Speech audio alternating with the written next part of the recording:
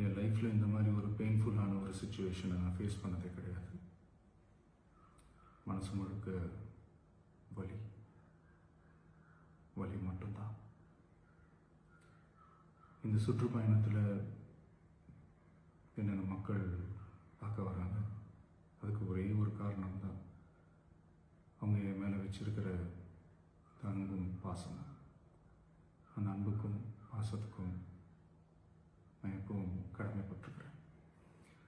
அதனால தான் இந்த சுற்றுப்பயணத்தில் மற்ற எல்லா விஷயங்களையும் தாண்டி மக்களுடைய சேஃப்டி, அதில் எந்த காம்ப்ரமைஸும் பண்ணிடக்கூடாதுன்றதுக்காக தான் அது என் மனசில் ரொம்ப ஆழமாக இருக்கும் அந்த எண்ணம்.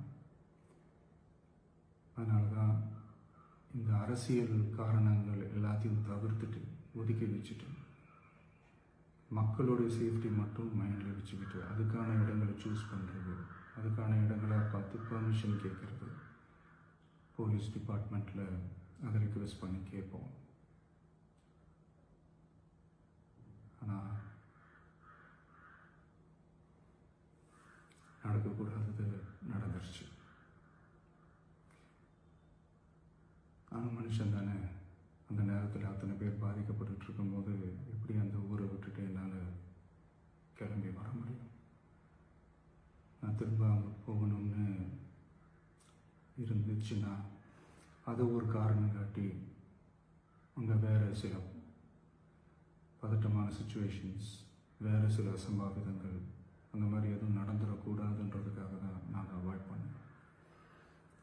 இந்த நேரத்தில் சொந்தங்களை இழந்து தவிக்கிற அத்தனை குடும்பங்களுக்கும் என்னுடைய ஆழ்ந்த இரங்கலை தெரிவிச்சுக்கிறேன். எனக்கு தெரியும், என்ன சொன்னாலும் இது ஈடேயாகாதுன்னு எனக்கு தெரியும். ஹாஸ்பிட்டலில் ட்ரீட் பண்ணிகிட்ருக்கிற எல்லாருமே சீக்கிரமாக க்யூர் ஆகி வரணுன்றது இந்த நேரத்தில் நான் வேண்டிக்கிறேன். கூடிய சீக்கிரமே உங்கள் எல்லாரையும் நான் சந்திக்கிறேன். இந்த நேரத்தில் எங்களுடைய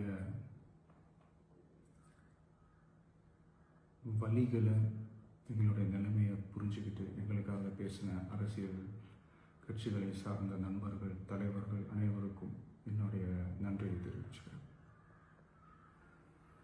கிட்டத்தட்ட ஒரு 5 மாவட்டத்துக்கு பிரச்சாரத்துக்கு போனோம். இந்த மாதிரி எதுவுமே நடக்கல. ஆனால் கரூரில் மட்டும் ஏன் எப்படி நடக்குது, எப்படி நடக்குது?